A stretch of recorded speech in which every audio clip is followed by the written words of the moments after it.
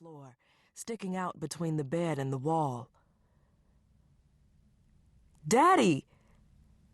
His feet were still in his house slippers.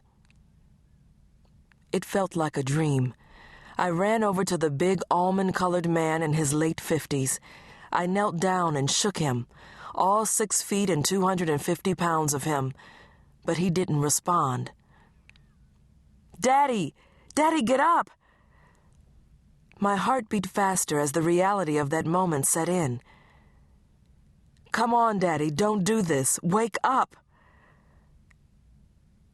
His head was cold, and panic raced through me. "Daddy, please don't die. God, please!" I flashed back to my mother. Her funeral. I remembered sitting down in the front row with Grandma Hattie, some relatives, and my dad. Everyone was wailing, and I sat there looking up at the roof and ignoring the light teal casket with my mom in it. Oh, God, no, not again. I wiped my dad's forehead. My mind went to the last time my grandmother took me to church before she got sick and passed away. She'd bought me a new green dress, and I wore it proudly as I sat next to her on Sunday. First my mother, then my grandmother, then my best friend Keith. Then I broke down.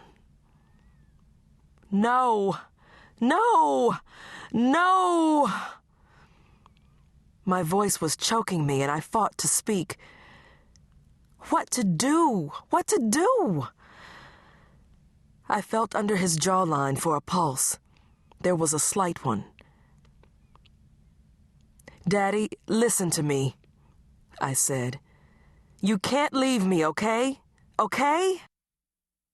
He had dark circles around his eyes, and he looked like he'd lost 20 pounds since I'd seen him a couple of days ago. I reached in my purse, found my phone, and dialed 911.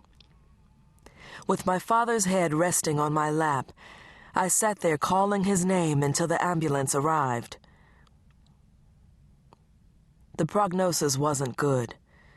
Daddy had had a massive heart attack that required a triple bypass, and they'd found prostate cancer. Apparently, when he fell, he hit his head and he'd been unconscious for over an hour when I found him. As soon as we arrived at the hospital, the doctors rushed him into surgery and tried to clear the valves that led to his heart. A rush of uncertainty, instability, and loneliness came flowing back to me. I'd called Eric several times, but he wasn't picking up. I asked the doctor what they were going to do about the cancer, and he said that they had to do things one at a time. Once they got Daddy's heart working, they'd get him started on chemotherapy. I was a complete mess, and that didn't make me feel any better. My father, my compadre, lay unconscious as I sat by his bed. Tubes were sticking out of everywhere, and machines were beeping. I didn't know what to do. I'd called my stepmother, Charlotte, and she said she'd be on the next plane back to California. But why had she left him in the first place if he was sick? Signs were plastered all over the walls saying, "No cellular phone use." I picked up the tan phone from the bedside table and pulled it over to the window. "Eric, it's me, Chantell again. I wish you would answer the phone. I'm really going through it. Daddy just got out of surgery and he's on a breathing machine." My words felt again like they were choking me. "They've operated on his heart and he has cancer."